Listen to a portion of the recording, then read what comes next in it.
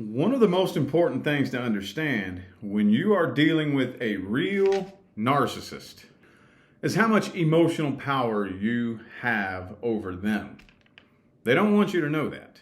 See, these people are very emotionally sick, okay? And when I say a real narcissist, I don't mean using this word as a weapon. I don't use the word narcissist very often because that word has been very weaponized. You see, people who think normally, people who are in somewhat of a healthy, normal emotional state, don't need to leverage emotional power. But the fact of the matter is, that's what they perceive you to be doing to them. They have a massive inferiority complex, and they view you as having all power over them, simply because they haven't developed emotionally in a way that allows them to be able to think logically and handle their emotions. They're on defense mode constantly. If you really want to truly heal from narcissistic abuse, it's a bit of a waiting game. It's a bit of a waiting game, okay? The first thing you have to develop is the strength. The first thing you have to develop is the strength, because from the minute they get a hold of you, they hook straight into your heart center and poking and studying. That's what they do. And they take mental notes on what you react to and how, and they start twisting it to their advantage because they want more emotional power over you than you have over them. When in actuality, you don't even care to have emotional power over them, but they're not emotionally mature enough to realize that that's not how it works. You know what I mean? So it's a waiting game.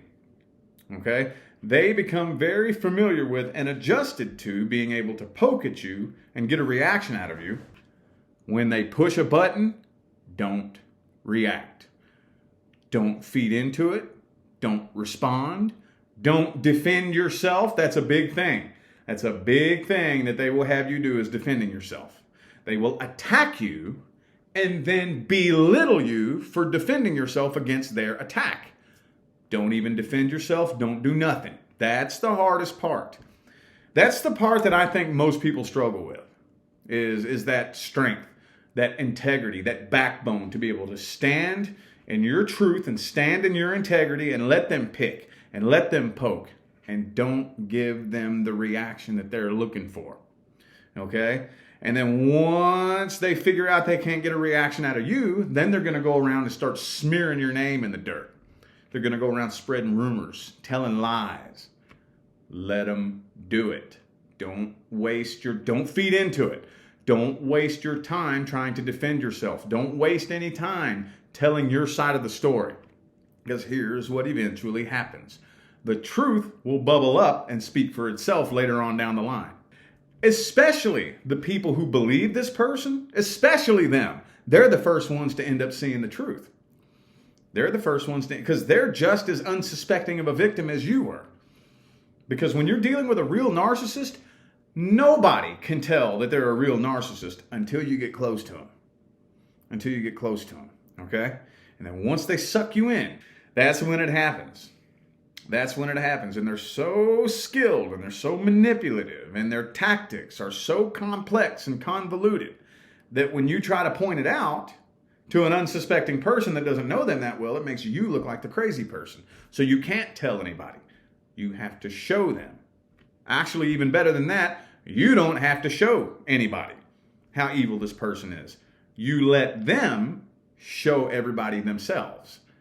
And if you can stand the test of time, to stand in your truth and stand in your integrity long enough, people will be coming to you. Hey, man, I'm sorry. I'm so sorry that I didn't listen to you. I'm so sorry that I didn't take you more seriously. I see the truth about them. They're the toxic one, not you. It's okay. It's cool. The truth will always bubble up to the surface.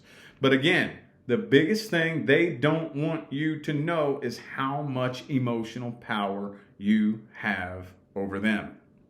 When you ignore them, that hurts them worse than what they're doing to you hurts you. That's what their problem is. That's what their problem is. That's the cause of their emotional sickness. They don't want you to know that. Okay? So for those of you dealing with a situation like this, I feel you. I've been there. The good thing is, those of you who choose to heal from this and pop out the other side of this, you look back and you realize that you have now become a version of yourself that you never even imagined. It helps you evolve to a level that you would never be able to climb to if left to your own devices. You can always flip the situation on its head, take that energy and transmute it and turn it into fuel. Anyway, I just figured I'd drop that little wisdom bomb on y'all. I know at least one person needed to hear that. So anyway, I wish y'all love, luck, light, and prosperity on your journey. Y'all have a good day.